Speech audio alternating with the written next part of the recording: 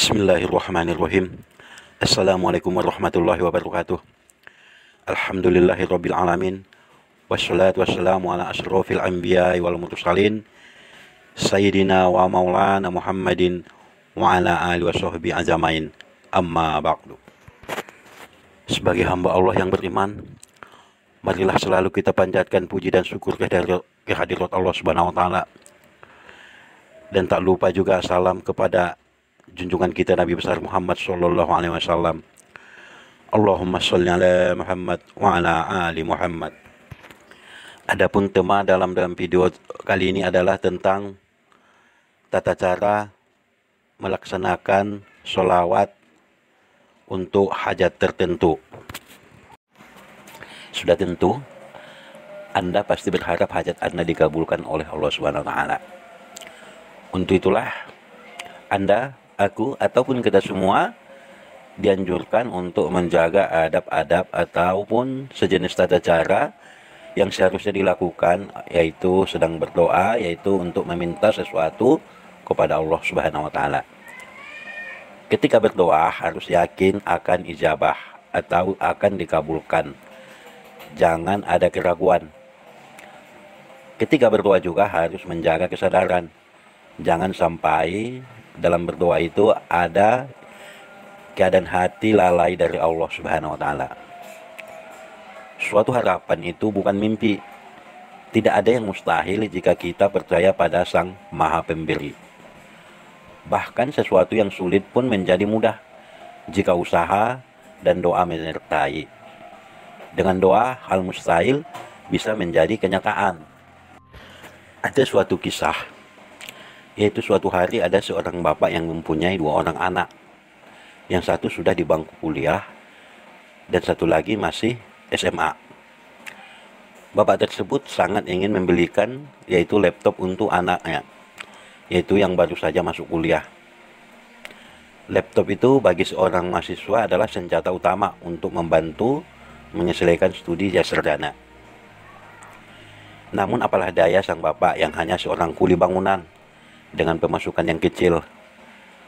Membeli barang dengan harga jutaan adalah mimpi yang mustahil menjadi nyata. Pemasukan hariannya hanya cukup untuk biaya makan bersama istri dan kedua anaknya.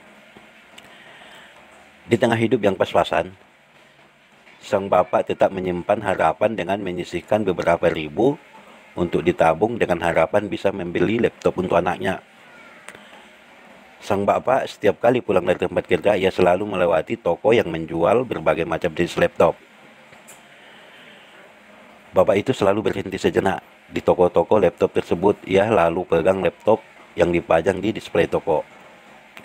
Sambil berdoa pada Allah, dalam hatinya diikuti membaca sholawat, yaitu Allahumma sholli ala Muhammad wa ala ali Muhammad sebanyak 5 kali setiap ia berhenti di toko tersebut.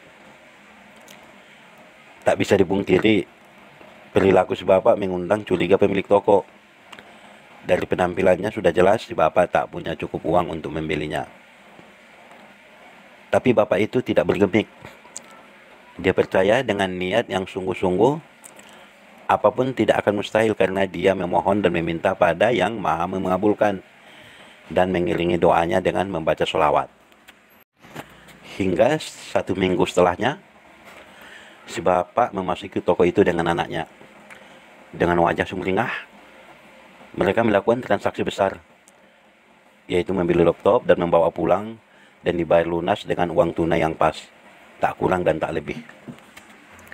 Pelayan toko penasaran, dari mana si bapak mendapatkan uang untuk membeli laptop tersebut. Si bapak hanya tersenyum dan menjawab, Anda boleh percaya, boleh tidak. Rezeki yang saya dapat untuk beli laptop ini adalah berkah sholawat. Mendengar hal itu, pelayan dan pemilik toko terdiam dan manggut-manggut. Mungkin Anda bertanya-tanya dalam hati dari mana sang bapak dapat uang. Dia dapat bonus percuma dari pemilik bangunan, yang tanpa diketahui apa alasan sang pemilik bangunan memberi bonus pada sang bapak tersebut. Dari cerita itu, mungkin Anda bertanya-tanya, benarkah dengan istiqomah membaca sholawat Allah akan memudahkan kita meraih apa yang kita inginkan? Jawabannya adalah benar. Membaca selawat untuk baginda Nabi Muhammad SAW menyimpan ribuan fadilah yang kebaikannya dipastikan akan kembali pada yang melantunkannya. Bukan hanya sekedar ekspresi cinta saja terhadap sang Rasul, tetapi menyimpan keutamaan luar biasa. Para alim ulama dan salafus soleh telah menjadikan selawat sebagai kudapan batin sehari-hari. Begitupun jika memiliki sesuatu hajat ataupun hajat tertentu, para alim ulama senantiasa mengiringi doa dan harapan pada Allah, yaitu dengan membaca selawat kepada Nabi Muhammad SAW. Hal ini karena mereka mengimani salah satu ayat Al-Quran yang menegaskan keutamaan membaca selawat, yaitu sesungguhnya Allah dan para malaikatnya berselawat untuk Nabi. Wahai orang-orang yang beriman, bersalawatlah kamu untuk Nabi dan ucapkanlah salam dengan penuh penghormatan kepadanya. Lalu bagaimanakah cara mengamalkan sholawat yang benar agar hajat tertentu ingin terkabul? Cara yang pertama yaitu, lakukanlah sholat hajat 2 rakaat di sepertiga akhir malam. Usai sholat, bacalah istighfar, yaitu bentuk-bentuk pujian kepada Allah Subhanahu wa Ta'ala, yaitu seperti Subhanallah, walhamdulillah, wala ilaha illallah, wallahu akbar. Yaitu sebanyak mungkin. Setelah itu bacalah sholawat sebanyak mungkin, yaitu setelah Anda baca sholawat, mintalah hajat Anda kepada Allah Subhanahu wa Ta'ala. Dan ketika Anda mengakhiri doa, baca juga sholawat sebanyak mungkin dan mohonkan kepada Allah hajat Anda terkabul dengan secepat mungkin. Dan ada juga baiknya Anda tambahkan zikir-zikir, yaitu zikir bentuk pengakuan dosa kita kepada Allah Subhanahu wa Ta'ala, yaitu zikir seperti yang dilakukan oleh Nabi Yunus alaihissalam, yaitu baca la ilaha illa anta subhanaka inni kuntu minaz zalimin. Bacalah sebanyak mungkin, sebab kisah Nabi Yunus, dia keluar dari perut ikan, yaitu karena dia banyak berzikir dan mengakui dosanya dengan zikir ini. Insya Allah, jika kita mengamalkan zikir-zikir seperti ini, kesulitan apapun yang kita hadapi, insya Allah akan keluar daripada kesulitan tersebut. Bacalah dengan khusyuk, tunduk, dan penuh rasa takut. Dan Anda percaya bahwa hajat Anda akan dikabulkan oleh Allah Subhanahu wa Ta'ala. Lakukanlah cara-cara seperti itu sesering mungkin hingga hajat Anda terkabul.